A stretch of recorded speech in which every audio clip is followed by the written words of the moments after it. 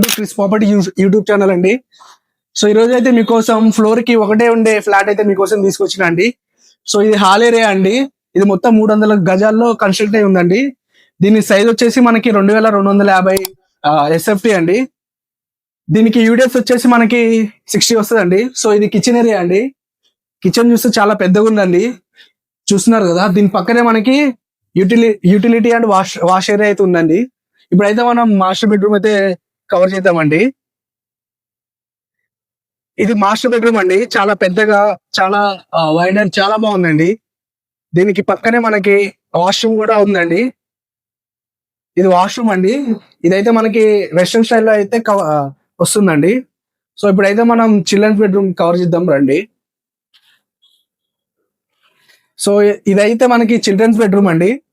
ఇది కూడా చాలా చిల్డ్రన్స్ కి చాలా మంచిగా అయితే ఉందండి.